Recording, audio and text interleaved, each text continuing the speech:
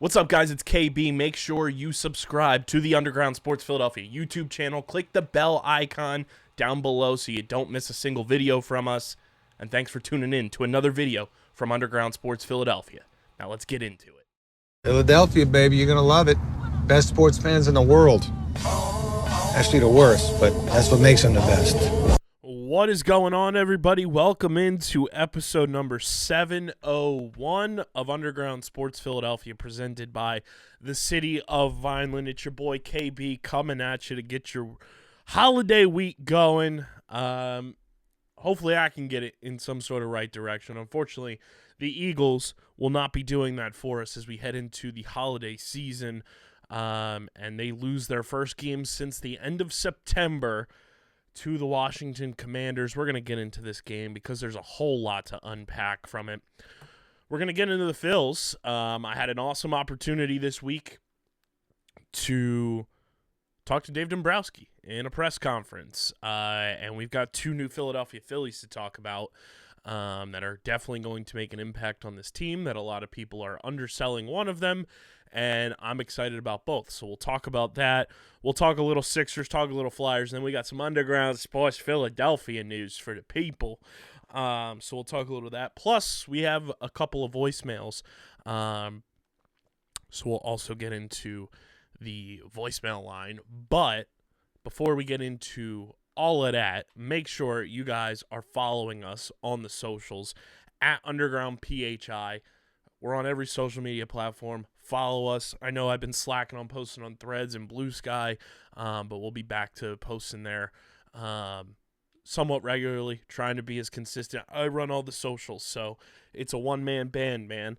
But follow us on the socials. You can follow me on the socials, Twitter, Instagram, TikTok, Threads. I'm on LinkedIn. I'm on Blue Sky. I'm on YouTube, all of that. So you can follow me there. Subscribe to the pod, Apple, Spotify. Leave a 5-star review. It goes a long way for helping this show continue to grow. Helps more people find Underground Sports Philadelphia and lets us do more dope stuff with and for you guys. So keep on subscribing. It really does go a long way. Keep it up. We appreciate the support, and leave us a 5-star review, because that also goes a long way for helping us get into the algorithm to be on the charts. And subscribe to the Underground Sports Philadelphia YouTube channel, youtube.com/@undergroundsportsphiladelphia. That's where you get full video episodes of this show twice a week, full video episodes of every show on our network, clips, shorts, live streams, original video content. It is all on our YouTube channel. We're trying to get to 1,000 subscribers before the end of the year. I'm starting to have my doubts, but maybe you guys can prove me wrong. Let's get to 1,000 before the end of the year. Let's make it happen. youtube.com/@undergroundsportsphiladelphia. Leave a like on the video. Drop a comment down below. And, of course, click that bell icon so you know whenever new episodes, videos, content goes live on the channel. Pardon my yawn. This show is proudly presented by the City of Vineland, and the City of Vineland Municipal Calendar features city-organized, city-sponsored, and city-affiliated events that are of public interest. The calendar, which is accessible at vinelandcity.org, is a good way for residents and visitors to build awareness, remain engaged with city government, and participate in local events. You can also follow the City of Vineland on social media via their Facebook, Instagram, LinkedIn, and YouTube pages. And through these tools, you can stay connected to the community and get important announcements about programs and services offered by the city, Vineland, New Jersey, where it's always growing season. And big thank you to Security 21 Security Systems and Paul J. Gillespie Incorporated for their continued support of this podcast.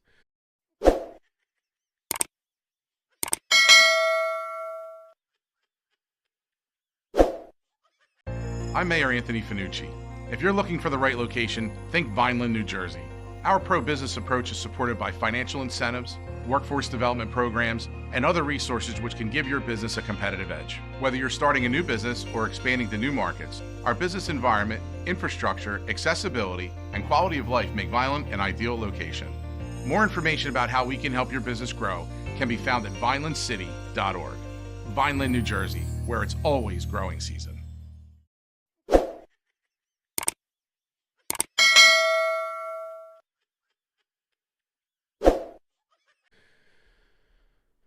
it was not fun this afternoon. The Eagles dropped their third game of the season to the Washington Commanders in that absolute dumpster of a stadium that they call home by a final score of 36-33.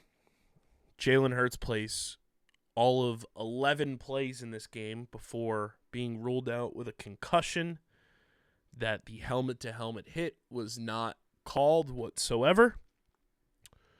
And yet the referee had the inclination to say, yeah, Jalen, you're going to the sideline. Kenny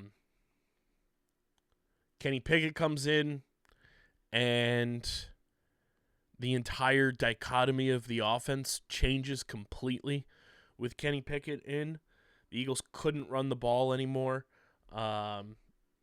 They were dominant in that first quarter. They were up 21-7, and then they scored 12 points the rest of the way.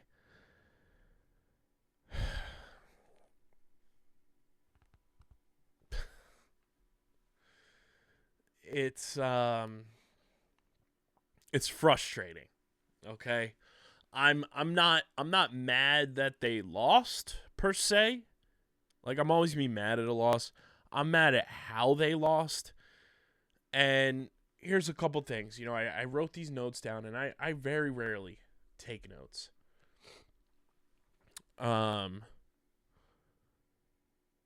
Like I said, the offense completely changed when Kenny Pickett came in. Kenny Pickett is not Jalen Hurts. There was a moment in that game, it's 4th and 1, and the Eagles decide to punt. If Jalen Hurts is in the game, I guarantee they're going for it there with the tush push. You lost the ability to effectively run the ball as soon as Jalen left, and it was so like bright as day visible that they had no help whatsoever. I mean, to be fair, the offensive line did not have a great day today either. So it's not all on Kenny Pickett. Let me get that out there too. This loss is not all on Kenny Pickett. There's a number of reasons why things went the way they did. And I think one thing we're not talking about enough from this loss is that Kellen Moore did not have his best day calling the offense. Kenny Pickett was kind of just like wild, wild west out there and was kind of hoping somebody was out there when he threw it up. He was off target a couple of times. And to me, when you have a backup quarterback coming in who has not played meaningful game time the entire season, Kenny's come in, but it's when the Eagles have had substantial leads, and it's like, all right, let's get Jalen off his feet.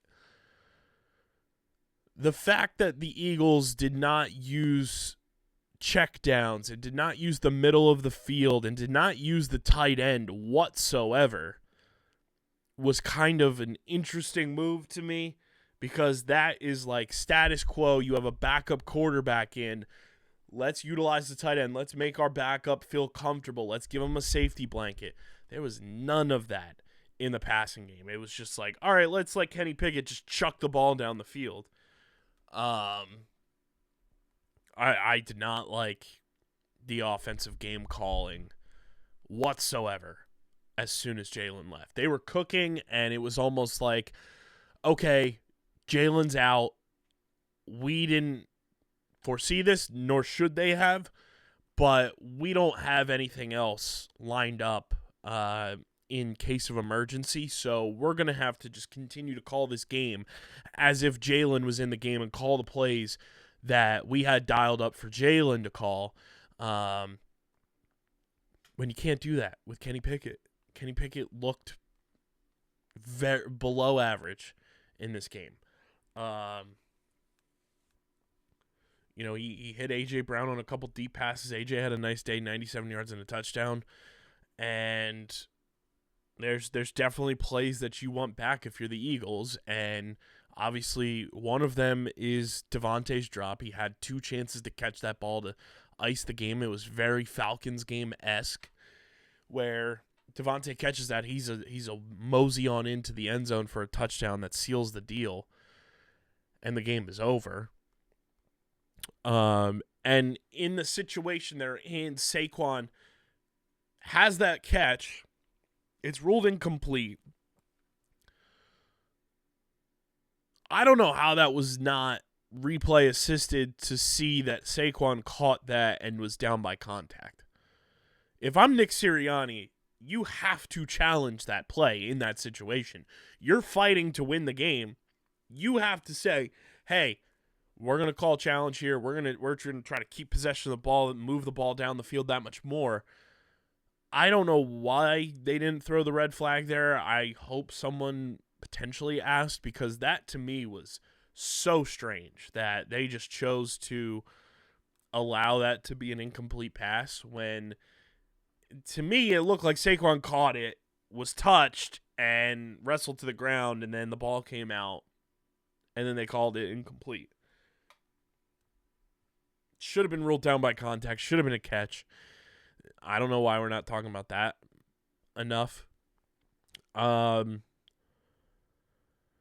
Jake Elliott misses another 50-plus yard field goal. He makes a 50-yarder in this game, but misses a 56-yarder, left it short, so it didn't go wide. He had the accuracy, just was short. Jake makes that. It's a tie game. Not putting the blame on Jake, though, okay? The referees in this game, and you guys know, I never want to use the excuse of referees, but my God, was this officiating staff atrocious. They were fucking atrocious. Number one, Jalen Hurts gets a concussion and there's no flag called when clearly Frankie Louvu lowers his helmet and hits Jalen Hurts helmet to helmet. Like, the fact that wasn't called is insane to me still.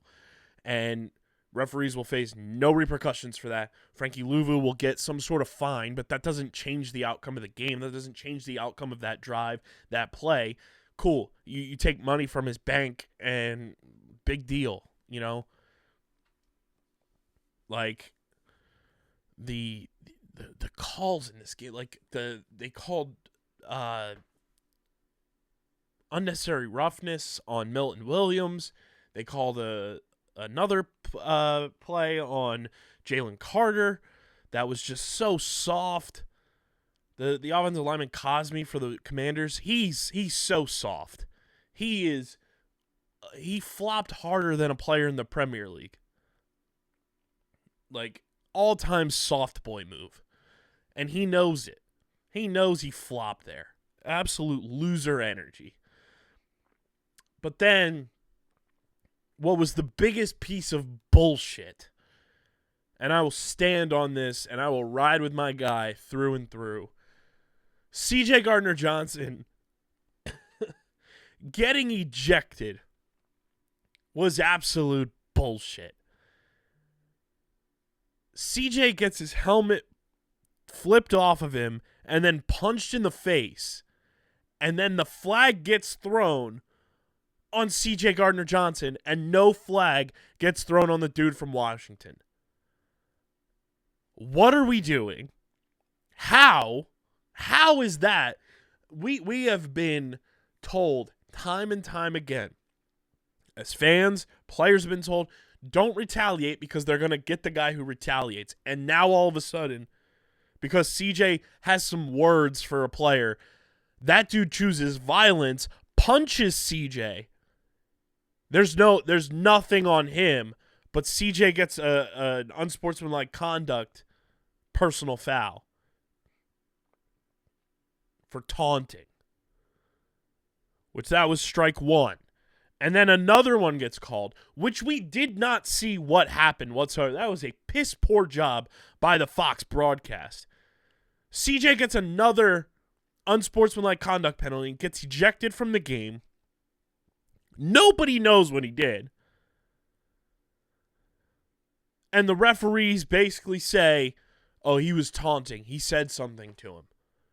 So we isn't the old adage, sticks and stones may break my bones, but words will never hurt me? Yet we're throwing a dude out of a professional football game in the NFL for words when he got punched in the face. And the puncher doesn't face any repercussion? What are we doing? Absolute bullshit. It alters the game completely on the defense. And the fact that you lose a captain who he might not be wearing the C, but you know CJ's like the heart and soul of the defense. The team's swagger runs through CJ Gardner-Johnson. You eliminate him from the game. There were so many just absolutely game-altering penalties in this game that should not be penalties whatsoever. And I know we've talked about this a ton on this podcast, whether it's just me, whether it's been me and Matt, Dom and myself. We've done it on OTB. The simple fact that referees will face no repercussions for being bad at their job is absolutely insane to me. Those referees will get assigned a game next week, and everyone will just keep it pushing. The NFL won't say a word. They won't get fined. They won't get suspended. They won't lose out on anything. They get a little oopsies. We goofed. Whoops. My bad. They get no repercussion. If I was that bad at a job, if you were that bad at your job, if anyone on earth was that bad at their job as official referees are, as official umpires are, you would be fired. I would be fired. You would be suspended. You would be fined. Same thing for me. Yet, they get this pass because they're not full-time employees of the league. And it will drive me insane until the day it comes that referees and umpires and officials are employed by the league as full-time employees. It should be the case. Yet here we are, still living in a world where, oh, it's okay to fuck up. It's okay. You know, we all make mistakes. Don't worry about it, guys. You'll get them next time. It's such horseshit. And I just don't understand why we just have normalized this as sports fans to say, you know what? That referee sucks. I'll boo him the next time I see him. No. The fact that they don't face a single ounce of discipline, repercussion, fine, suspension, anything is crazy. Crazy.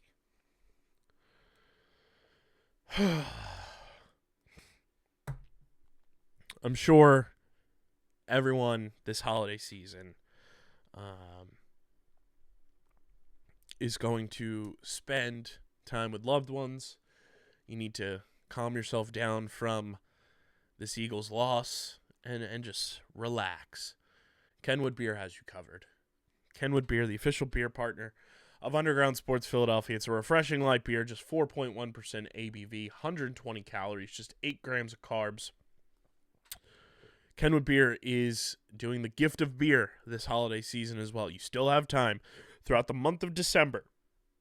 You can order beer at kenwoodbeer.com to be delivered to your house if you live in the New Jersey, Pennsylvania, or Delaware areas. They are available for purchase in the Kenwood Beer storefront in 6-pack 12-ounce cans, 12-pack 12-ounce cans, and 12-pack 19.2-ounce cans, also known as the Big Kenny. You can also go to kenwoodbeer.com and check out the all-new Kenwood Beer golf glass. They sent us a couple of these bad boys. I have them up on the shelf here, actually. Let me grab them and show you guys.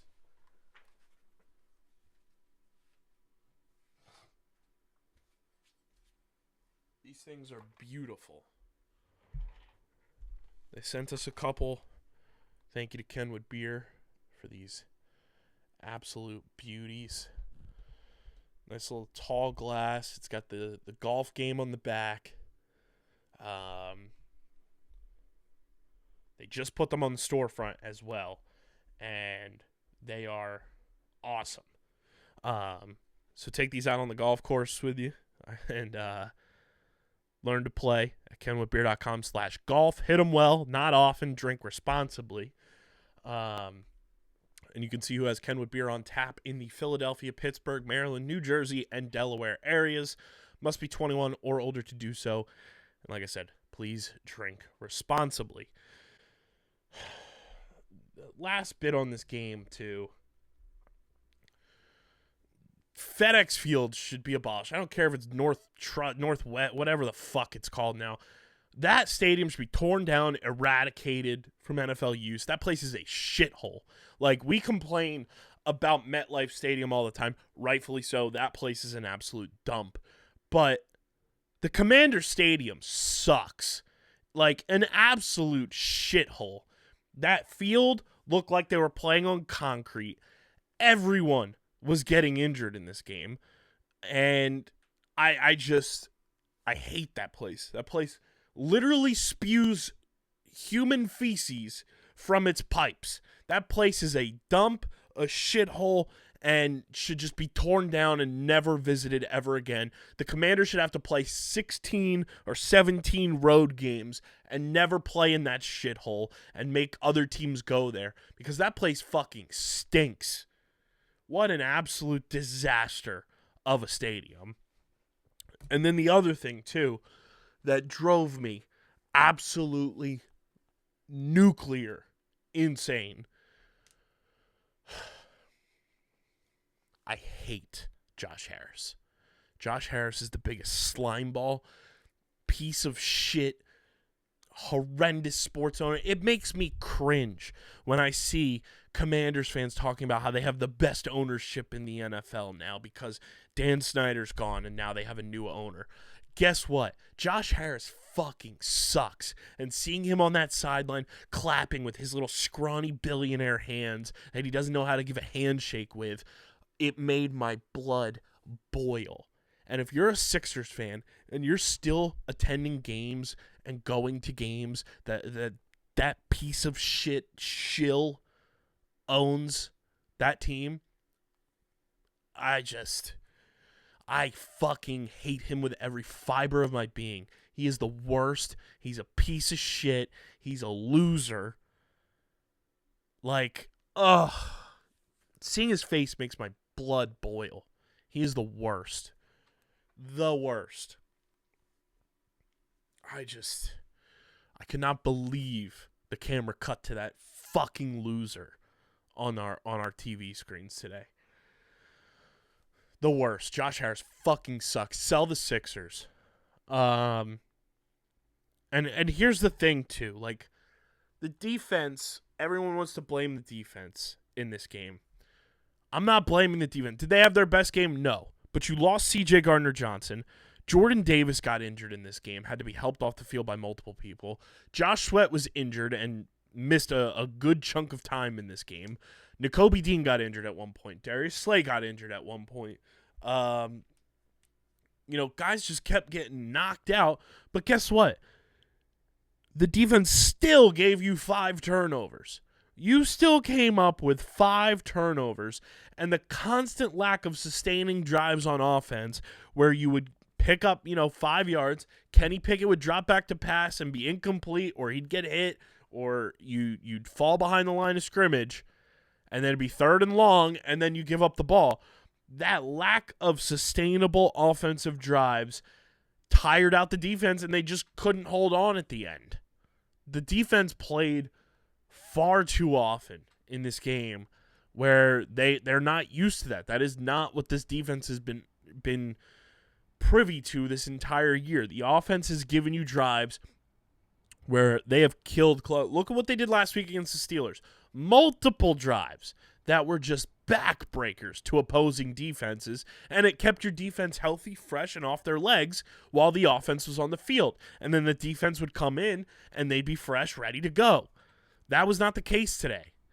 And it showed as the game progressed, and it was not good execution, and the spacing and the allowance of guys to have like 5 yards, being 5 yards behind receivers and things of that nature was piss poor execution defensively.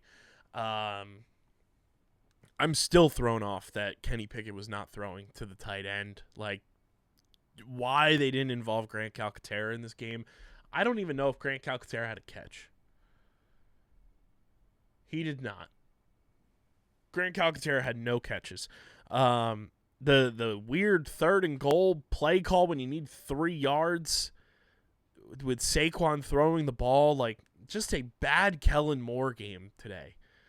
And people are going to say, oh, Sirianni called the play. No. Come on.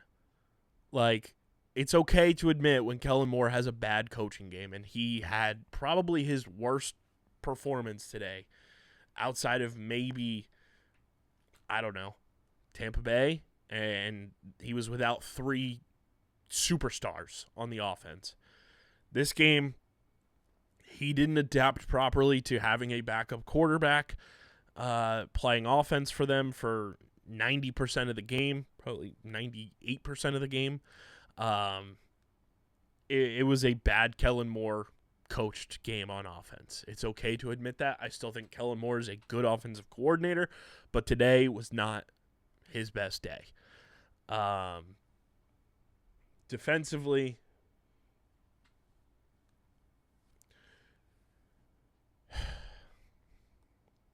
the lack of putting a spy on Jaden Daniels was concerning. The fact that you faced him once already, you have faced mobile quarterbacks this season like Lamar. You faced somebody who can be mobile like a Russell Wilson. You have faced guys who you have film on playing. You've played this quarterback before. And the fact that 4th and 11 play happens and they pick up a first down on 4th and 11 at like midfield was embarrassing. The Zacchaeus touchdown that went for like 50 yards was embarrassing. And to top it all off, the final play that they scored that touchdown on was so blatantly a false start that should have pushed the Commanders back, and it wasn't called. And then they score with 6 seconds left. Like, I don't know. It's a frustrating loss. The season is not over.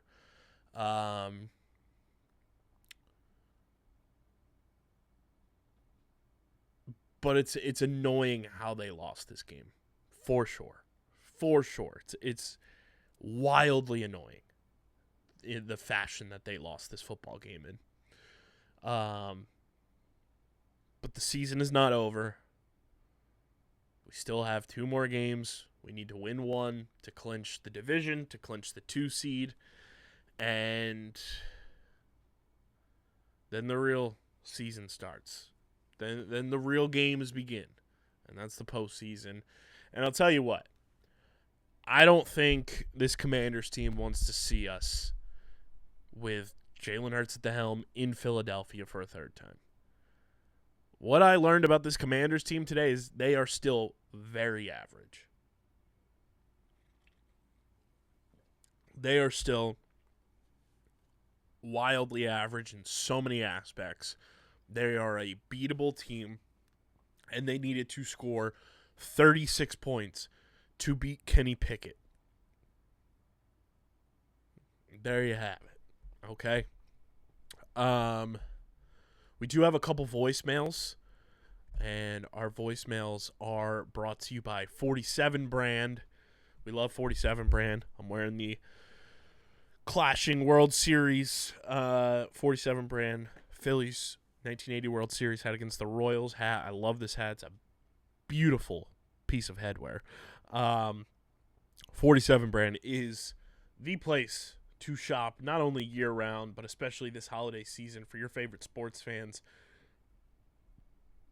They have their holiday gift guide available for you to shop for whatever sports fan is in your life, and you can get free shipping on all orders when you use our link in the description. Check out everything they have: Eagles, Phillies, Flyers, Sixers, minor league baseball, NASCAR. Their NASCAR stuff is to die for. Absolutely incredible. They also have some Premier League things as well that I'm sure they're going to continue cycling in and getting more of. But shop for your favorite, whatever team you want to rep. They've got you covered. Join the 47 family today. Use our link in the description and get free shipping on all orders when you use our link, shopping with 47 brand, and join the 47 family today. All right. First voicemail is from my boy, Chris Hatch. Shout out to the boy calling in. Let's see what Chris has to say about this Eagles game. Listen, boys, not worried about the Birds. 3.5 quarters with Kenny Pickett in the quarterback. Kenny Pickett's trash. Drop pass by Devontae Smith, 99 times out of 100. He catches it. Not putting the game on him. Healthy Jaden Daniels. Divisional opponent. It's going to be all right. It's going to be all right. Go Birds, baby. Go Birds, Chris. I know that's right.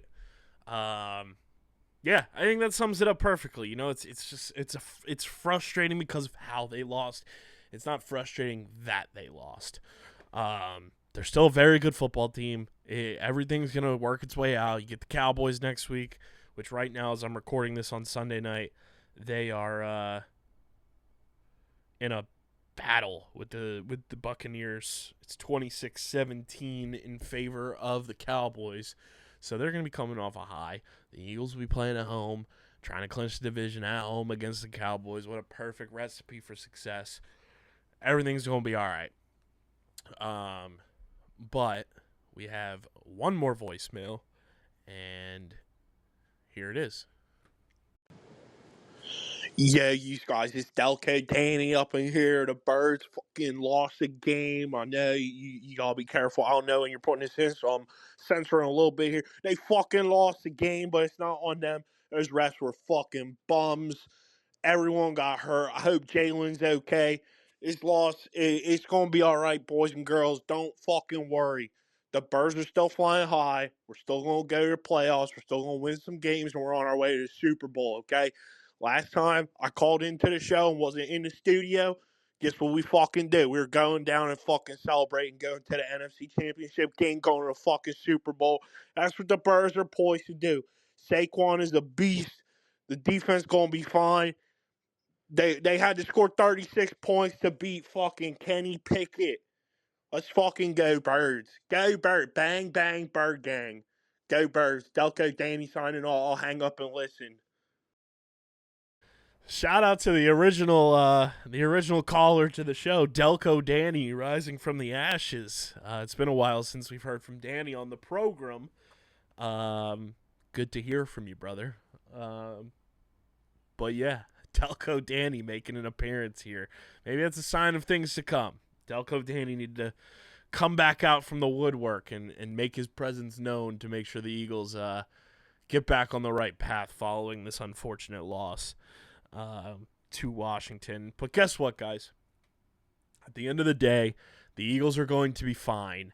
And everyone acting like the sky is falling, everyone acting, out of pocket about this.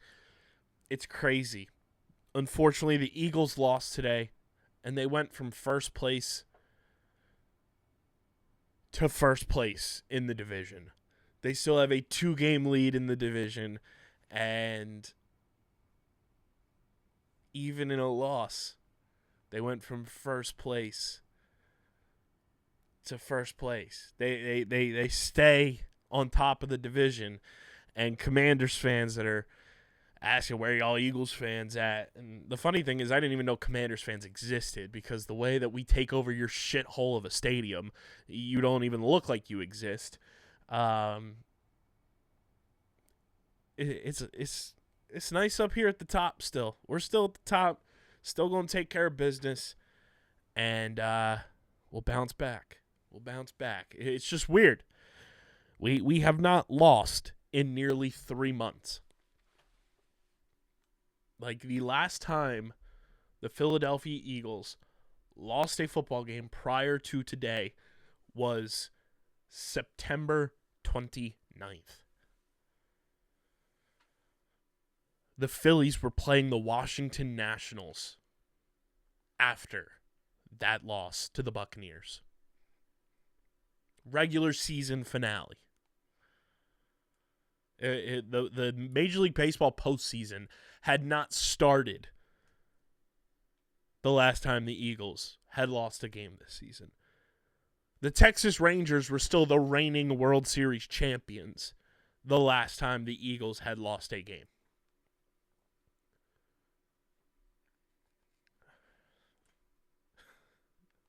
They're still a good football team. Saquon Barkley needs to average 134 rushing yards in the next 2 games to break Eric Dickerson's all-time single-season rushing record. I think he can do it. We'll see if the Eagles allow him to do it. He is fantastic. He should be the MVP, especially if he breaks that record. And I hope he does.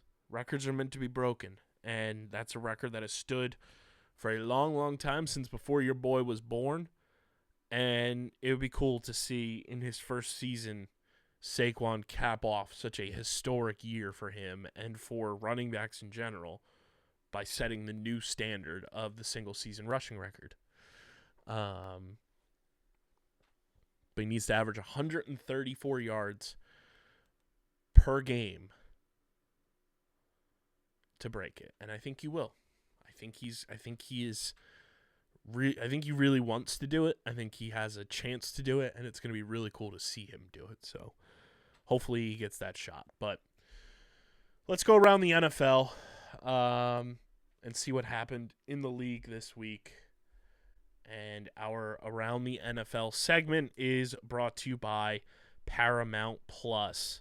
Paramount Plus is the place to stream the NFL, live sports, and a whole lot more all year long. There's so much to watch on Paramount Plus, from the new season of Dexter. The Christian Pulisic documentary is on Paramount Plus, and Nate Bargatze's Nashville Christmas is also on Paramount Plus.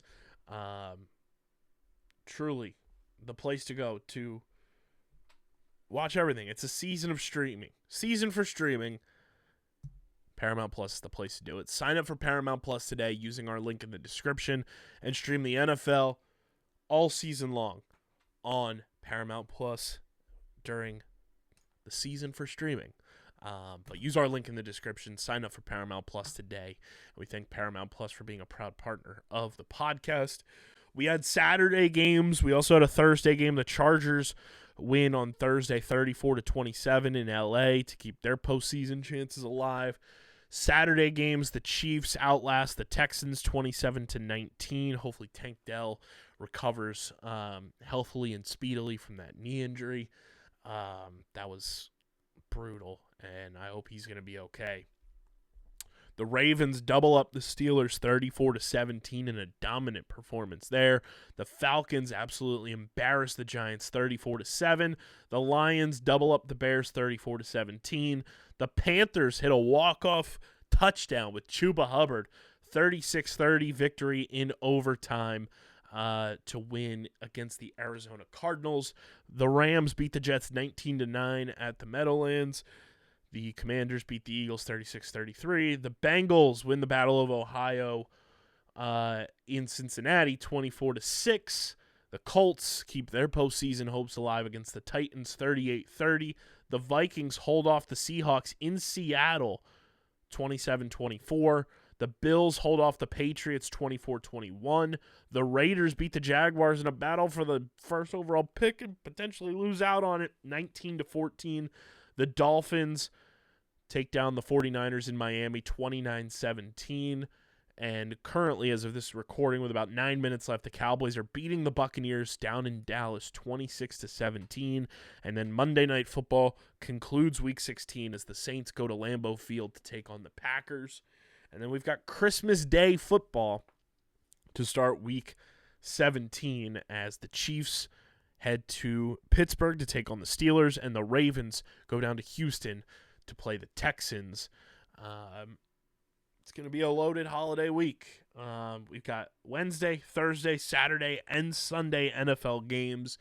But check your local listings and see if you can stream the NFL on Paramount Plus. This holiday season will go around the NFL. The Bills are 12-3. They clinch their division. The Dolphins keep their postseason hopes alive at 7-8. The Jets are 4-11. Patriots are 3-12. The Chiefs are 14-1. The Chargers are 9-6. Broncos are 9-6. Raiders are 3-12. Steelers 10-5, holding on to the division lead as of now. The Ravens are 10-5 as well. They clinched a playoff spot with their win against the Steelers.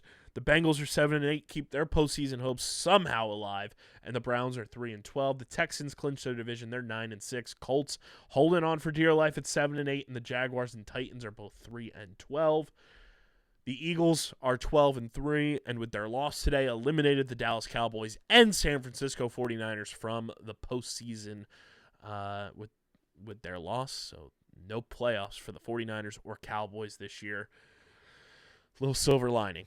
The Commanders are 10-5, still have not clinched a playoff spot.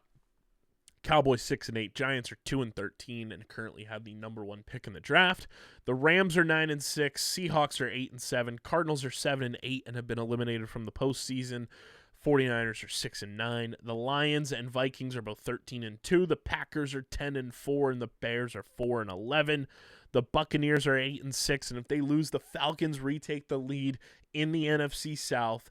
The Falcons are 8-7 with their win today. The Saints are 5-9, and the Panthers are 4-11. Looking at it too, the Eagles cracked through and have scored over 400 points this season. Still have only given up 283 points on the year, which is tied. No, they are all alone for second in the NFC, just behind the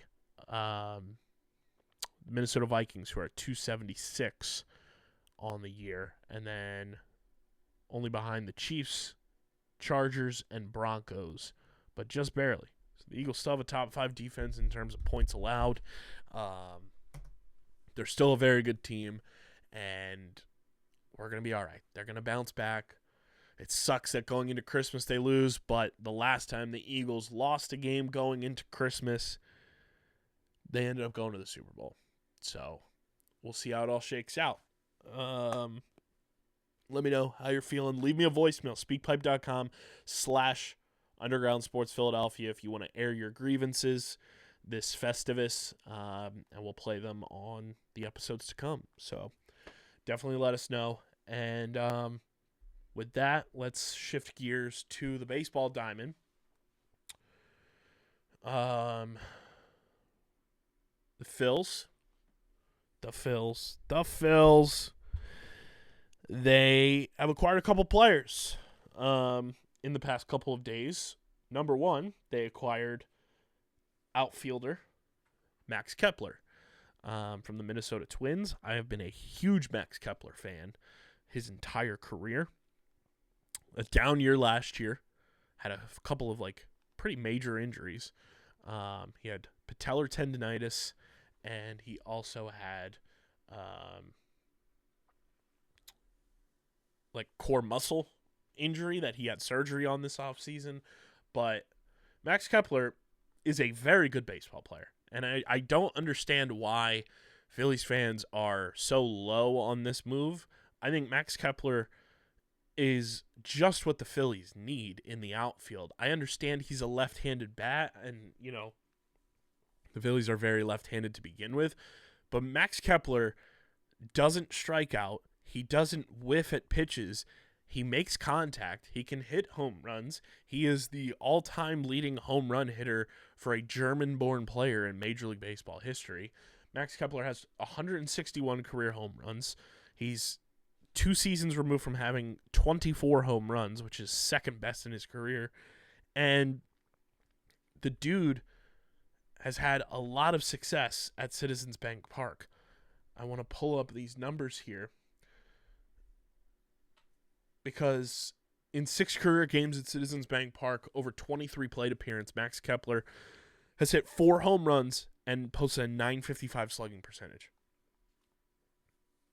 Of his 893 career hits, 382 have been for extra bases. That's 43%. And among all American League outfielders since 2016, he ranks 4th in extra base hits, only behind Aaron Judge, George Springer, and Mike Trout. Come on. Defensively, he's made 826 starts in right field, 127 starts in center field over his 10-year career. And among all Major League right fielders since 2016, he ranks 1st in outs above average with 57. Mookie Betts is next with 56. And he ranks 4th in defensive runs saved with 48, trailing only Mookie Betts, Aaron Judge, and Jason Hayward.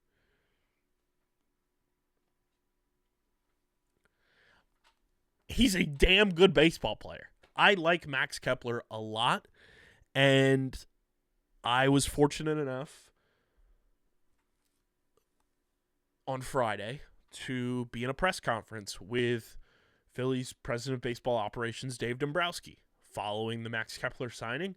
And I got to ask Dave Dombrowski a question. I actually led off the press conference with the first question, and I wanted to see how Dave Dombrowski, from a roster construction standpoint, saw Max Kepler fitting in with this team and his thoughts on the addition and what they plan to do with Max Kepler. And this is what Dave Dombrowski had to say about the addition of the new Phillies outfielder. Kyle Bennett from Underground Sports Philadelphia. Hey, Kyle. The signing of Max Kepler, what intrigued you guys about what Max's bat can bring, to this clubhouse? Obviously dealt with some injuries last year, but 2023, a very successful year for him. How do you guys kind of see Max fitting into this lineup and what he can bring not only to Citizens Bank Park, but for the lineup as a whole? Well, from an offensive perspective, which primarily you're asking about in the lineup, we like him. He's been a very solid big league player. He's in a situation. Last year was a down year. He did have the patella tendonitis. We had a chance to look at that. He also had the core muscle surgery.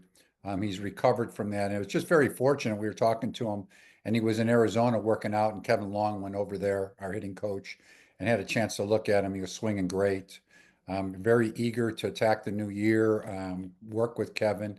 He said after the first of the year, he wants to go to Arizona and work with them even a little more. But he's been a really solid player throughout his time period at the big league level. And so he's in a situation where we look for him to not hit in the middle, happen necessarily hit in the top or in the middle of our lineup. He's one of those guys that we can hit probably further on down the order. That'll be something the Topper decides. But he's got some pop. Last year it was down, but he does have some pop. He makes contact, doesn't chase as much. So he has a lot of the qualities in an offensive player that we were looking to add. I mean, I think this is a genius move. Max Kepler coming off a down year, a 1-year deal. There's no such thing as a bad 1-year deal in baseball, especially. It's easy to move on from. But I think Max Kepler fits exactly what this team needs. Like Dombrowski said, they plan on seeing him in left field as kind of the everyday left fielder. Brandon Marsh can slide into center field. And you let Johan Rojas continue to develop in the minors and figure out how he wants to hit the baseball. I think a lot of us forget how quickly Johan Rojas was called up from the minors, and he's just kind of been a piece of this team over the past couple of years. And we forget how young he is and how he's still developing into the player that we want him to be. But Max Kepler is a very good baseball player. Phillies fans should be pretty pumped about this. He's a lot better than Austin Hayes. He hits a lot better than Johan Rojas. He fields really well. And I think his adjustment to Citizens Bank Park is going to be super simple, super smooth. And he's a guy that doesn't have to hit at the top of the lineup. You have your top of the lineup guys, and it deepens the lineup because he's a contact hitter. He can get on base, and that allows the bottom of your lineup to produce that much more than what it was last year. We got to remember, last year the bottom of the Phillies lineup was dreadful down the stretch. Rojas was not getting on base.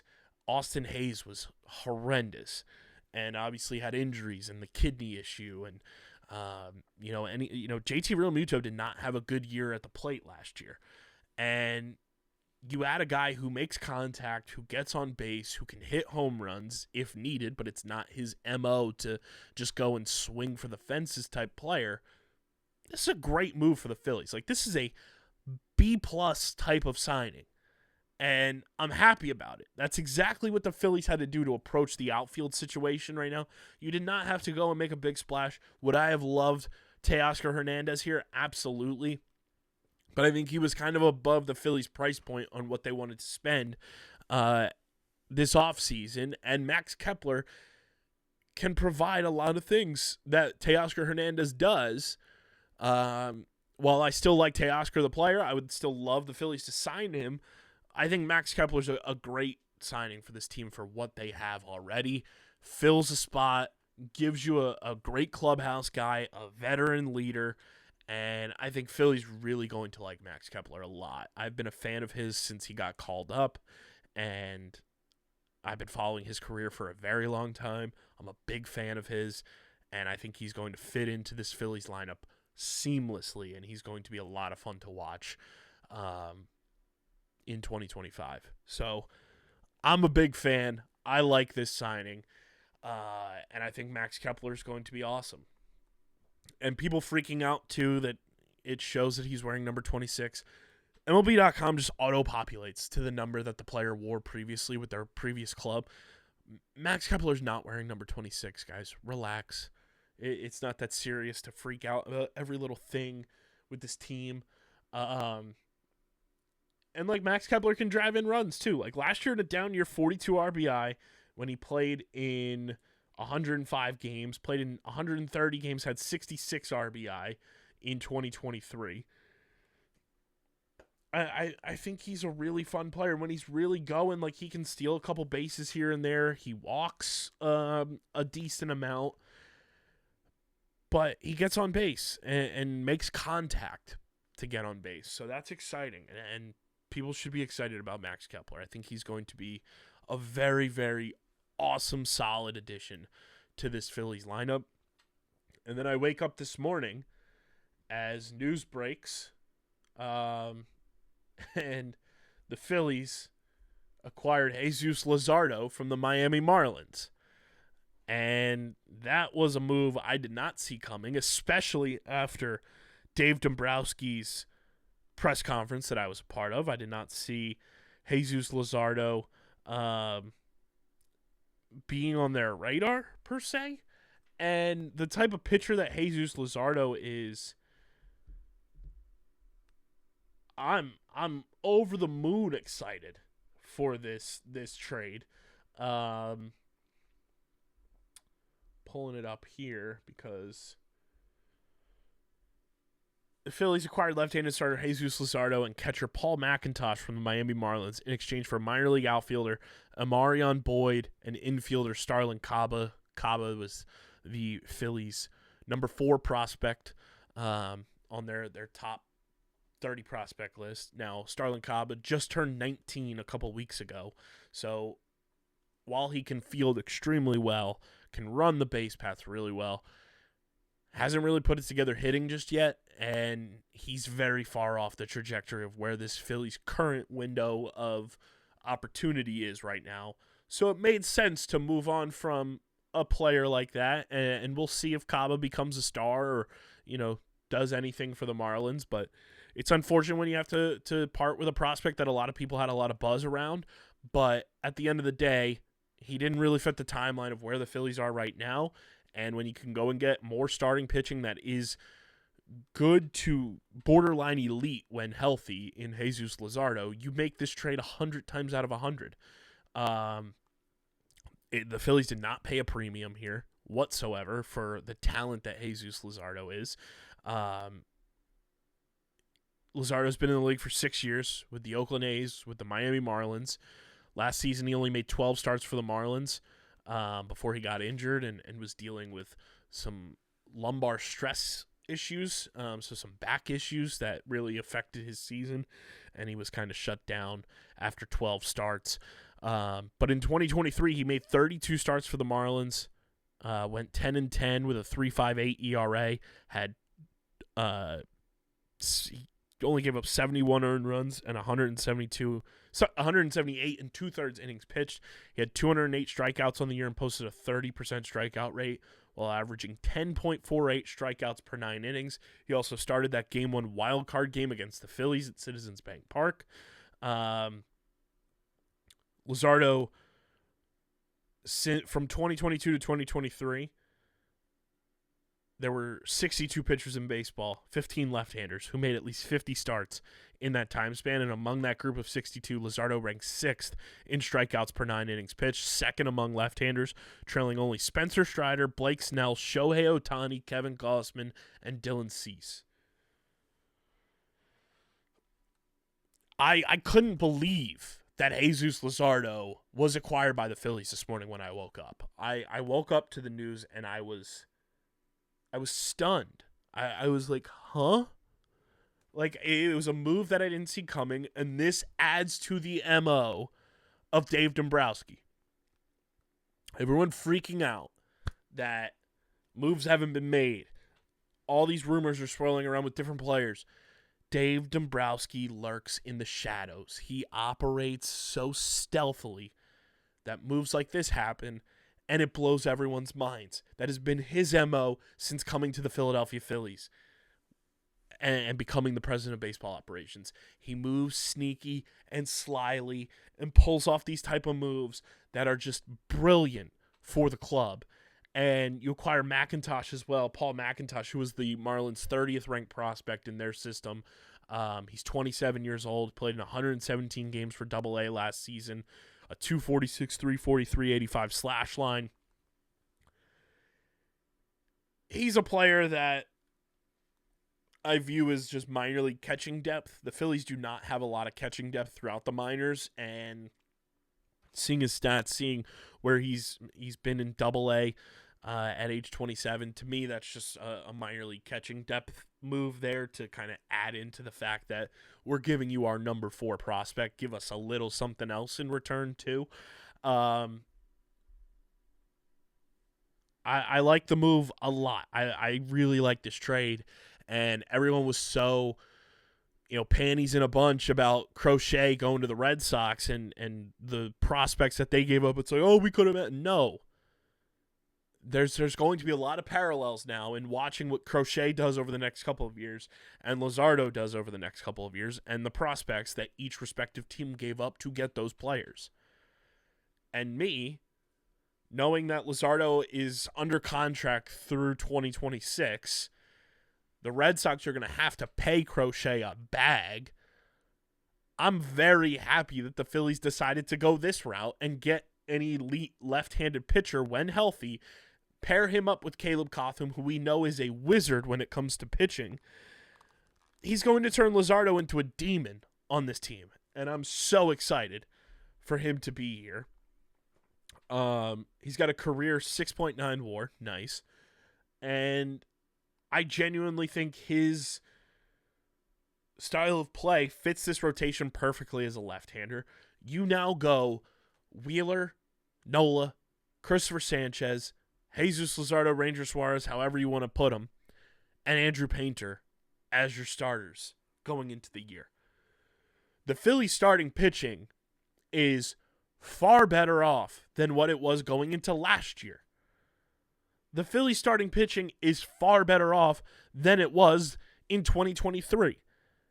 And guess what, guys? The Phillies starting pitching is far better off than it was when they went to the World Series in 2022. They are 7 deep at starting pitcher if you want to count Taijuan Walker in this mix, depending on what they decide to do with him now. But right now on the roster, the Phillies are 7 deep at starting pitcher. Wheeler, Nola, Sanchez, Ranger, Luzardo, Andrew Painter, Taijuan Walker. Plus, if you want to throw Tyler Phillips' name in the mix, they have starting pitching now. Where last year, Spencer Turnbull goes down and Taijuan Walker isn't ready to go to start the season, you're scrambling to find starting pitching every 5th day. Ranger Suarez gets injured, you're scrambling to find pitching twice now in your rotation. This is a great move by the Phillies. This is an A-plus move in terms of price you paid, player age, player control, and player talent.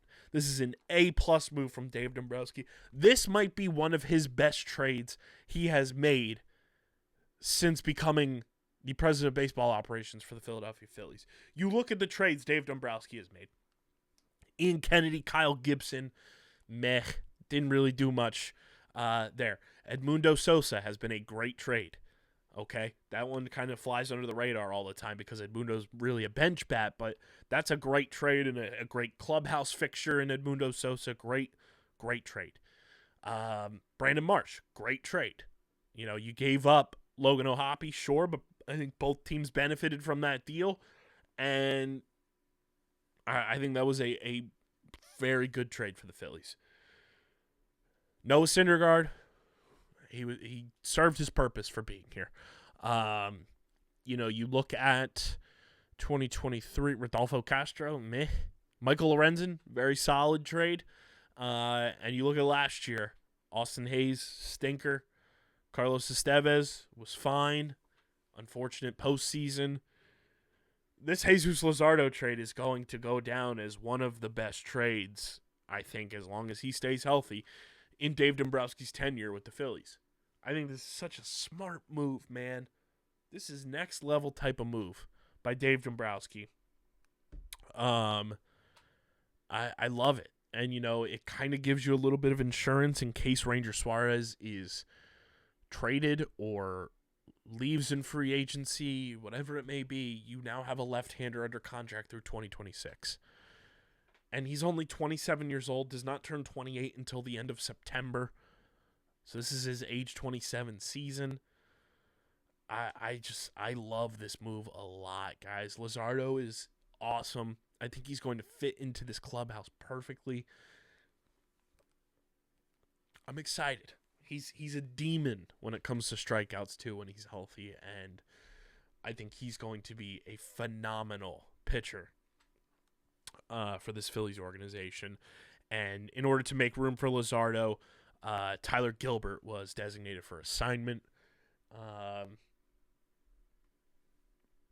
And a cool thing, too, I was doing a little research on his baseball reference page because I know he played for Oakland at one point, got traded from the Nationals to Oakland, and then goes to Miami. I was like wondering when the trades had happened that got him with his respective teams. And some fun facts here. So Luzardo was drafted by the Nationals in the third round of the 2016 amateur draft. He was then traded by the Nationals the following year, July 16, 2017, with Sheldon Noose and Blake Trinan to the Oakland Athletics in exchange for South Jersey icon Sean Doolittle and 2008 World Series champion with the Philadelphia Phillies, Ryan Madsen. So another connection to the 08 team, Aaron Nola and Jesus Luzardo, the two players that have connections to the 08 championship team, full send. And then he was traded July 18, 2021 by the Oakland A's to the Miami Marlins for Starling Marte. And now he's a Philly. And I think he's going to be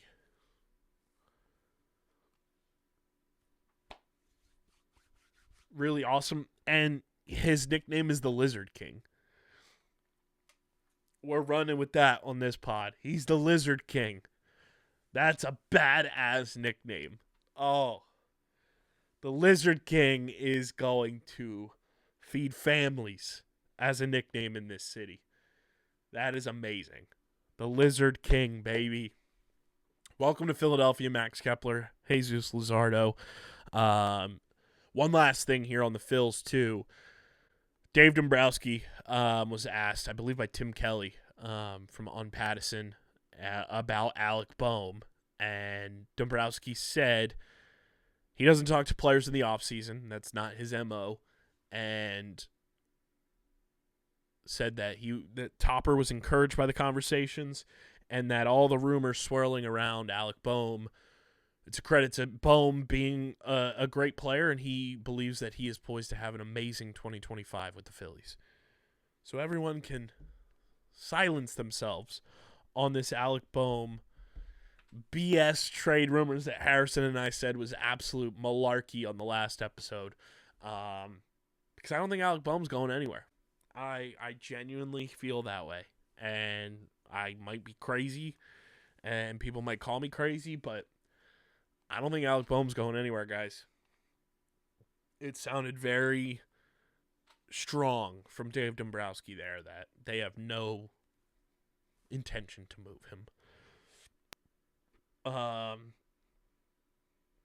But yeah, the Phils continue to, we'll see if they continue to wheel and deal, add anybody, hopefully bring back Jeff Hoffman. But our Phil segment there brought to you by Tomahawk Shades, the best small batch eyewear in the game, from sunglasses to blue light glasses to prescription lenses. They've got you covered. Tomahawk Shades. They've been disrupting the eyewear industry for years now. They've been a part of our podcast network for years now and continue to just provide a high-quality product for a fraction of the price of the big eyewear companies. There's no need for you guys to be out there, especially this holiday season, wearing hundreds of dollars on your eyeballs. You're going to lose them. They're going to break. And Tomahawk Shades has a better quality product for you for a fraction of the price of those eyewear companies. Go to TomahawkShades.com or download the Tomahawk Shades app in the App Store or Google Play Store. And when you go to checkout, use our code USP for 25% off your next order at TomahawkShades.com or in the Tomahawk Shades app. That's code USP for 25% off your next order at TomahawkShades.com or in the Tomahawk Shades app. We'll do a little quick hits here. One bit of news to touch on with the Philadelphia 76ers. It's brought to you by our friends over at FOCO, the leaders in forever collectibles. FOCO has been releasing new products recently, including fans of the 76ers. They've got items for you. New merchandise products coming from FOCO, and they are truly the best. And we've got our curated list for you in the description with the Sixers overalls, the friendship bracelets, the bottle cap wall sign, and my favorite, the Sixers Sherpa plush throw blanket, plus a whole lot more.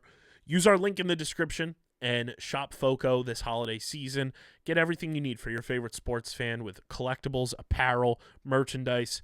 They have it all for you, whether you're a fan of the NFL, MLB, NBA, NHL, WWE, college sports, you name it, FOCO is there for you to make sure your favorite sports fan is decked out to the nines with their forever collectibles and merchandise. Use our link in the description, shop FOCO today, and we thank FOCO for being a proud partner of Underground Sports Philadelphia. Jared McCain pretty much confirmed, I believe on a YouTube video of his on his channel, that he is out for the season following his meniscus tear. And if you, I said the season was pretty much over at that point, and now that Jared McCain's not coming back, it is over. Dunzo. There's no need to pay attention to the Sixers right now. They are cooked. The season is a wash. It's a wash. Clean your hands of it. Don't pay attention to a Josh Harris owned team. And just prepare for not having a first round pick, because we're probably not going to finish bad enough to hold on to it, because it's top 6 protected. And if we finish better than the Oklahoma City Thunder, the rich get richer, they'll get it. I feel terrible for Jared McCain. He was on pace to be the rookie of the year in a landslide. And it sucks that, he's going to miss the rest of the season, allegedly, according to him on his YouTube channel. So we here at Underground Sports Philadelphia are wishing Jared McCain a speedy and healthy recovery. And we would love to have you on the show, Jared. So hit us up. But yeah, I mean, the Sixers are cooked. cooked, guys. Like, they're going to get embarrassed against the Spurs tonight as you guys are listening to this. They're going to get embarrassed on Christmas Day in Boston. They're 9-17. 8 games below 500. It's like, they stink, guys. They're not good. They're not good. They're not a good basketball team. It's the season from hell, and you just need to punt the year, basically. And that's what I'm doing. You should do it too. Be good to your mentals. Don't feed into just the nonsense that this season is, unless it's your job to cover the team. And guess what? We here at Underground Sports Philadelphia have a whole hell of a lot more to be optimistic about and talk about and have fun with, like the Eagles, like the Phillies making moves right now to try to push for a World Series, like the Flyers playing a good brand of hockey right now and following along with young, talented players that are playing a good style of hockey and following along with this rebuild. The Philadelphia Wings are fun and exciting. They just won another game. Like, the Sixers are very much dead last on the totem pole for us. So we apologize that if we're not talking about the Sixers enough. There's not much to talk about, okay? They are not worth our time, our breath right now to give a fuck about. That's where we're at right now. Like, this season is not worth following when it comes to the Sixers. So if you come to us for Sixers news and discussions, it's not going to be as often as it has been in years past, because there is not a lot to talk about when it comes to this basketball team. And it's just not worth it. It's not worth it at the end of the day. Okay?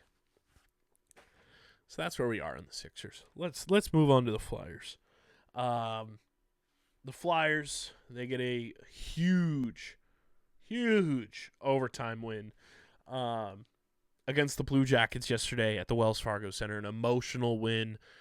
Johnny Gaudreau's family in the building. The Flyers walk in wearing his Gloucester Catholic jersey and his brother Matt's Gloucester Catholic jersey. Emotional game. And the Flyers did a brilliant job honoring the Gaudreau brothers. John Tortorella has been fantastic with Johnny and Matt's dad, Guy Gaudreau, just being around the team, and he's been fantastic with this whole thing. And the Flyers get an overtime win. Owen Tippett does the damn thing.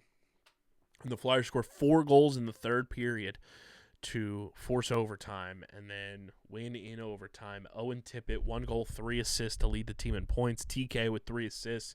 Noah Cates with a goal and an assist. Tyson Forster with a goal and an assist. Morgan Frost with 2 goals in this one. And to me, and Sam Ersson, not his best game, but not obviously his worst. Holds it down in overtime. To me, this is a great game because you do it without Michkov doing that much. You're not relying on your phenom to be the end-all, be-all. That's why this Flyers team is fun to watch, too, because, yes, they have a phenom type of player in Matvei Michkov, but they also have very talented players that are going to be here through the rebuild, like an Owen Tippett, like Travis Konechny, like Tyson Forster, Bobby Brink, guys like that. And there's a bunch more, too, that are going to be here through the rebuild and be part of what this team is going to become when it's time to go win and compete for a Stanley Cup. And you're watching it kind of all unfold together here now and seeing the talent that is Owen Tippett, seeing the talent that is, Noah Cates and Tyson Forster, and watching these guys kind of come into their own while the expectation is sub-zero. There's no expectation for this team right now, and that's the fun part. Like, it's a free type of year, and you're a point behind the Penguins, who you're gonna play, I believe, tonight as you guys are listening to this. Yeah, you're in Pittsburgh to play the Penguins. Crucial game in the standings. You want to knock the Penguins down. You want to move up. Go and win the hockey game, boys. it's been a bit of a slump. You hit a wall a little bit there here in December when you lost 3 straight to the Wild, the Red Wings, and the Kings. But now you get the Penguins, the Ducks, the Kings, and the Sharks, which are 3 out of 4. You should win those, or at least get a point, Even if you don't win the Penguins game per se, and you still suffice a point, cool. But I think that you should win it. Win against the Penguins, win against the Ducks. See where you are, litmus test in a rematch against the Kings, and then beat the Sharks on New Year's Eve. That's all we ask for. That's all we're asking for. Okay? But yeah, I think this Flyers team is worth your time to watch. Like, yes, can they be frustrating? Can it be stressful? Can it be annoying at times? Sure. But they're a young team. And at the end of the day, they're going to have their bumps and bruises. They're going to frustrate you a little bit, but at the end of the day, it's going to be worth it. They're going to be a lot of fun. And like I said a couple weeks ago, I am enjoying hockey again for the first time in a long time. And this team is a big part of that. So we'll see how they do against the Penguins. Looking forward to that. And then they don't play again until after Christmas out on the West Coast. So we'll see how it all shakes out. But our Flyers segment brought to you by our awesome merch partners at PHI Apparel Company, the best merch in the game. If you want to stand out in the crowd, not only this holiday season, but just all year round, PHI Apparel Company is the place to do it. If you want to rep the Flyers, the Sixers, the Union, the Phillies, the Eagles, or you want to rep Underground Sports Philadelphia because PHI Apparel Company is the exclusive home to our merch, go to phiapparel.co and check out all their unique designs for everybody across the board. And when you go to checkout, fill up your cart to the gills, use code UNDERGROUND, and you'll get 10% off your next merch order with our friends at PHI Apparel Company. That's phiapparel.co. Use code UNDERGROUND. You'll get 10% off your next merch order.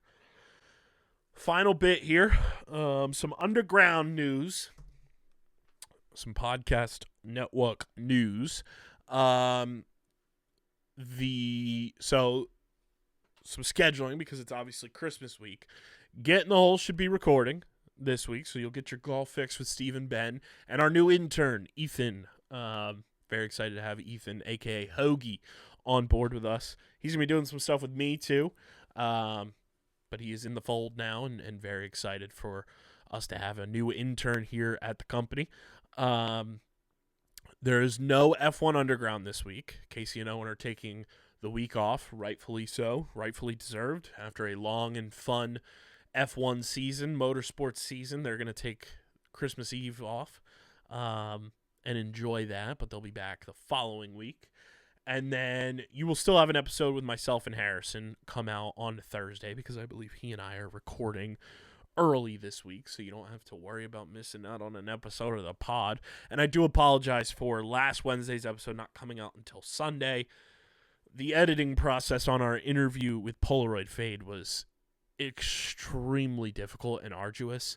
Took me a long time, and I learned. You make mistakes, you learn from those mistakes, and the way that we shot that interview video-wise was not the smartest, but you live and learn, and we have certainly learned, and we move forward from our mistakes at the end of the day. But definitely check out that interview. Definitely go purchase Polaroid Fade's album wherever you buy your music. But that interview is out now. Go run that up. It's an awesome interview. It's an awesome episode, too. And it's the 700th episode of the podcast. It's crazy. We've done 700 of these things. Wild. Wild that I have over 1,000 podcasts under my belt across all the shows that I have hosted and filled in for and all that. We teased it on episode 700 as well, and we've been kind of gearing up for it. And it's one of those things that, like, I want to preface this with we're doing this with the utmost respect and integrity to what the show is. So Top Bins, I know we didn't really get into it, kind of just tease the idea and the concept. Top Bins is our original expansion podcast here at Underground Sports Philadelphia. Matt and Dom brought the idea to me and asked if they could talk a little Champions League soccer, which at the time I had no idea what the fuck that even meant. And I was like, sure, guys, we can do it after every, main pod that we record, and you guys can do it whenever you want. They did 13 episodes, and then it went on a 4-year hiatus. And then Top Bins was brought back in, I want to say 2021. When did we bring the old TBP back? Let's take a look. But it went on a 4-year hiatus and kind of stalled and crushed a lot of the momentum that they were building, because a lot of people were checking out Top Bins. They were watching it. We were doing it live, and a lot of people tuned in, and then it kind of just disappeared. And then on a whim, they felt ready to bring it back. Matt and Dom did. And I said, yeah, let's do it. I'm all about it. I can produce the show, because originally OG producer Tyler was producing the show. And I produced it a little here and there. But then I was like, yeah, I can produce the show for sure. And then in August of 2021, we brought the podcast back. Top Bins returned just in time for the start of the 2021 Premier League season. And then they had a great 2.5-year run of bringing the show back. And the last episode of Top Bins that was recorded and uploaded and posted to the feed was in February of this year. It was uploaded and posted February 21st, 2024, which was also when we introduced the rebrand and refresh of Top Bins that you guys see on all the socials. You see it on the podcast cover art if you're subscribed to it. And then no episode was recorded moving forward. And there was no formal announcement. There was no reasoning behind it. And that was kind of when I was also starting to fly solo on the main pod for a while. And a lot of it was Matt was going back to school and is still back in school, finishing up his teaching degree, and had to step away from podcasting to focus on that, which I totally understand, totally get it. Priorities are priorities. I understand, you gotta do what is best for you, and that's my brother-in-law. I'm not going to judge him for that. Dom was very much on Matt's schedule for the most part with when they recorded, and he's also a teacher, a coach, he's married, all that good stuff. And the podcast just kind of ceased recording in February. And then August rolled around. I said I was going to go on my journey to fulfill my promise that I had, filling in on an episode of Top Bins, where I was going to pick a Premier League team. And from that point on, I've been following, and that was announced on January 29th. Was when I said I was going to do it, and then August rolled around. I started following the Premier League a ton. The Premier decision will be coming in early 2025, where I will announce my Premier League fandom to the public. It is down to the final 8. And with the return of Harrison to the company, which has been amazing to have him back. He's been doing spots with me on Streamer Season, talking Star Wars. He's been on every Thursday episode that you guys listen to since he's been back, which has been awesome and so much fun having him back in the fold. been talking with him. We talked about top ins. Harrison's a huge Chelsea fan, Premier League fan, talking to some other people. We are going to revive top ins. It will be with Harrison, myself, here and there. Stephen McAvoy will be hopping on, allegedly. We have some other people as well that we've been talking to about the revival. And we're going to do this with the utmost care and attention to detail. And what I mean by that is if Matt and Dom find it in their lives and in their schedules to say, hey, we want to do top ins again, the show is theirs. Okay? It's theirs. It's on our network. Like, we own the IP here at Underground Sports Philadelphia. But hosting duties are theirs if they so choose to want to take them back. I'm not going to deny them the opportunity to host the show that they birthed in 2018 on this network.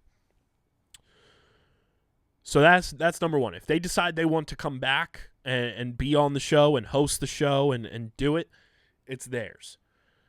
What we're going to do is use IP that we have. There's no reason for us to have IP sitting dormant on this network. When we are independent, we can expand our horizons, expand our listenership, and build out another fan base even more than it's been built out. And not do it.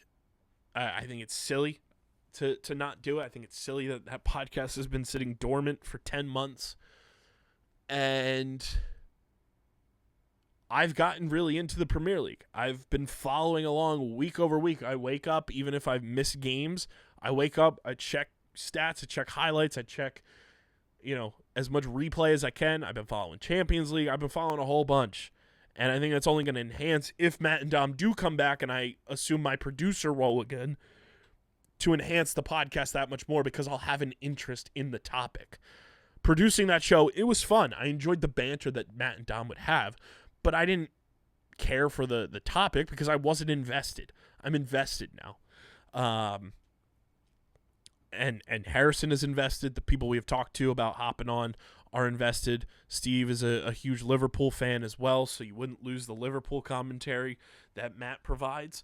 But we're going to bring it back. It's going to be a different show because it's different people, and our approach to covering a sport is different than Matt and Dom. So it'll be a different flavor than you have been accustomed to in the couple times iterations that we've had of Top Bins. But it's a show that means a lot to this company. It's our original expansion, and I don't want that show to be dead. It was on life support and in a coma for 3 years. And it was on its last legs for the last 10 months. And we've just been trying to figure out the best way to go about it, to bring it back. And I've been having fun following the Premier League. I've been having fun watching and trying to figure out what team fits my identity the best. What team do I feel comfortable rooting for and associating with for my fandom? It's been fun. I'm enjoying it a lot. I think we're going to elevate the show in a lot of ways. We have some affiliate sponsorships already lined up for when the show rolls back out, which is exciting as all hell. So Harrison and I will be recording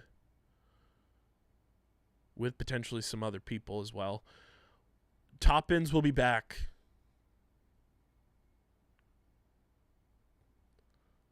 tentatively. Top Ins revival, January 1st, 2025. We'll be recording a little bit earlier. Transfer window gets going. And we think it's the perfect opportunity to just hop back in the mud and ride out the rest of this Premier League season, Champions League season, Carabao Cup, all that good stuff. So, tentative return date of Top Bins, the official soccer podcast on the network, January 1st, 2025. I'm excited. It has an energy in me to record and talk about a new topic, and we're going to have fun. And it's fun that everyone that we are planning to be in the mix, and it's kind of going to be an open forum show. Like, there's going to be different people in and out and being on with us, and I think that's going to be the beauty of it, is that we're going to have different walks of life, different fandoms, and we're going to make it fun. And it's going to be a really cool show, and I hope it draws Dom back in at the very least to hop back in, because I think he provides such a fun commentary and fun comedy aspect and a fun perspective on the sport, and it also lets us cover Serie A as well. So hopefully Dom's listening to this and wants to get back in the saddle, but tentative return for Top Bins, January 1, 2025. And I also know that I missed out on delivering a newsletter this week. My schedule with the editing of the Polaroid Fade interview and just our recording schedules here throughout the week were bonkos. So I apologize for no newsletter that dropped this week. I might do a twofer. Might try to drop one early in the week and then one towards the end of the week to kind of make up for missing out. I do have a lot that I want to write about, so definitely check out all the editions of the newsletter that have dropped. My last one was about choosing a new sports team to root for in my 30s, which was very, very fun to sit down and write and discuss and all that good stuff. But I will be writing a new edition of the newsletter coming up in the next couple days, and it'll be out back on schedule, dropping on Wednesdays and everything like that. So I do apologize for missing this week. Just a crazy schedule. And I signed myself up to do all this good stuff, this good old yapping. But yeah, lots of fun stuff happening. Lots of fun stuff in the works. And I'm very excited for what's to come. You know, to close out this year, going into 2025, and seeing what we're capable of, and seeing what we can accomplish, and seeing what new doors we can kick down, and broaden our horizons that much more here at this company as we head into year 7 of podcasting. It's crazy. It is crazy how time flies when you're having fun. But I appreciate you guys so much. You guys are truly the best. You make this journey of building a company worth it every step of the way. And I promise you, the real ones who have stuck by us, who have supported us, and have been championing us since the beginning, like, it's going to pay off. I promise you that. We are going to make sure that this pays off in a major way. So thank you guys. And I know we'll have another episode up after Christmas, but I do want to just say happy holidays, Merry Christmas, happy Hanukkah, happy Kwanzaa, happy Festivus. From everybody here at Underground Sports Philadelphia, from myself to yous guys. I really do appreciate every single person who tunes into this podcast every single week, twice a week, and has been doing it. Either this is your first episode or you've been doing it for 7 years just about. You guys are the best, and we're going to make some moves. I'll tell you that much. But that's all I got for you guys on this episode. Make sure you're following us on the socials across the board. Subscribe to the podcast on Apple and Spotify. Leave a 5-star review. It goes a long way for helping the show continue to grow, helps more people find Underground Sports Philadelphia, and lets us continue to take this thing to the moon. Subscribe to the Underground Sports Philadelphia YouTube channel, youtube.com/@UndergroundSportsPhiladelphia. That's where you get full video episodes of this show twice a week, full video episodes of every show on our network, clips, shorts, live streams, original video content. It is all on our YouTube channel. Let's get to 1,000 subscribers, guys. Let's get there. Come on, let's make it happen. Smash that like button, ring the bell icon, leave a comment in the comment section, and leave me a voicemail at speakpipe.com/undergroundsportsphiladelphia. Air your grievances on this Festivus. And this show is proudly presented by the City of Vineland. And whether you're a company looking to expand, relocate, or you're a new business startup, selecting the right location is critical to your success. Vineland, New Jersey offers both an affordable business location and an excellent quality of life. The city's Economic and Development Department is a one-stop source for moving your project through the development and approval process. And their goal is to make this process as smooth as possible and to provide the fastest turnaround time in the region. If you're considering potential locations for your operation, contact the Vineland Economic Development Team at 856-794-4100. That's 856-794-4100. Vineland, New Jersey, where it's always growing season. And big thank you to Security 21 Security Systems and Paul J. Gillespie Incorporated for their continued support of this podcast. This has been episode number 701. An unfortunate Eagles loss. But Jesus Luzardo is a Philly and Max Kepler is a Philly edition of Underground Sports Philadelphia. I'm your boy KB.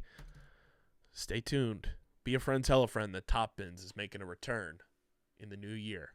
But Harrison and I will catch you on the next episode. But until then, I'm getting the heck up out of here. And I'm signing off, about to go air my grievances. Because it's Festivus, baby. Peace.